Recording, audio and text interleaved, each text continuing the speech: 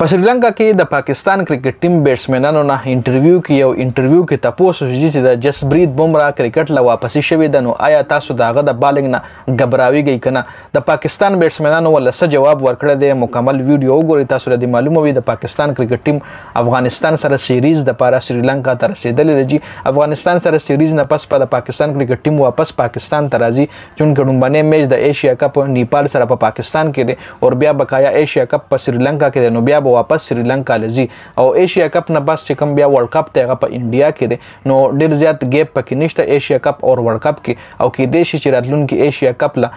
جسپریت بمراه هم واپس یو کې د انډیا فاست بالر او ورلد کپ کې هم هغه کنفرم دی چې ورلد کپ ته هغه خامخا راځي نو اوس د پاکستان بیټسمنانو نه تاسو شو د جسپریت بمراه حواله سره چې آیا تاسو غبراویږئ دغه بالینګ نه تاسو غبراویږئ کنه چون کې هغه ډیر ښه بالر دی شک پکې نشته چې ښه بالر دی د پاکستان بیټسمنانو چې کم جواب ورکړه چې تاسو وورئ حیران بشئ د سریلانکا دغه میډیا چینل تر پاکستان بیټسمنانو دا جواب ورکړه سپیشلی عبد الله شفیق ورلویری دي چې مونږه په نت کې د جسپریت بمراه نه خه بالران فیس کو مونږ په نت کې شاهین افریدي مونږ په نت کې حارث رؤوف مونږ په نت کې نسیم شاه مونږ په نت کې محمد حسنین مونږ په نت کې د جسپریت بمراه نه خه بالران فیس کو په نت کې مونږ لاغي بالینګ کینو په میچ کې جسپریت بمراه زمونږ د پاره هیڅ شي نه دی مونږه هیڅ قسم غبراهټ داغه نه محسوسو مونږه هیڅ قسم غبراهټ د جسپریت بمراه نه فیل کو تاسو د معلومه وي چې بمراه د ډیر ټایم نه د کرکټ نه بهر شو انجر شو تقریبا د سپتمبر 2022 نه د کرکټ نه بهالو چې هغه په آی پی ایل کې هم شرکت نو کړي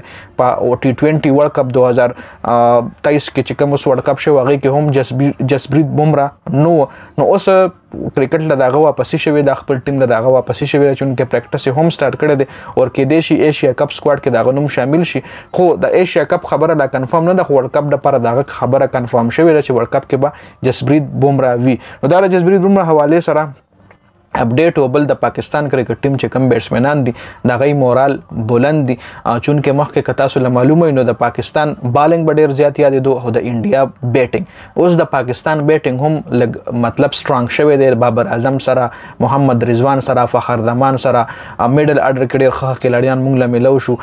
افتخار سره نواز ډیر ښه کلاډیان پاکستان کرکټ ټیم له ملو شو نو مخکې د انډیا بیټینګ یاد دي د پاکستان بالینګ به یاد دي چې پاکستان بالینګ سترونګ دی او بیټینګ مضبوط نه دی خو د پاکستان بیټینګ هم مضبوط شوی دی او بالینګ خو همیشه د پاکستان د 1900 کم سن نه تاسو راونی سره د پاکستان ته پزمکه باندې پهله د وسیم اکرم د وقار یونس دور او بیا د شعیب اختر دور شو اوس ورپسې د بیا د عمر ګل دور راغو اوس ورپسې د شاهین افریدي دور دی د محمد عامر دور پکې بوز د شاهین افریدي دور دی بیا راتلونکي ټایم کې هم پاکستان ته پاکستان زمکه داسې زرخیز زمکه د یو قسم د چې د فاز بادرانو کمې نه راځي نو راتلونکي ټایم کې به هم پاکستان ته د نه فاز بادران ملاويږي فاز بادران پاکستان کې هیڅ کمی نشته نو جا شکل نور اپډیټس مخکې راځي د ایشیا کپ حواله سره یا د ورلد کپ حواله سره نو په دې پیج به تاسو له ملاويږي ډیر زیاته مننه جی والسلام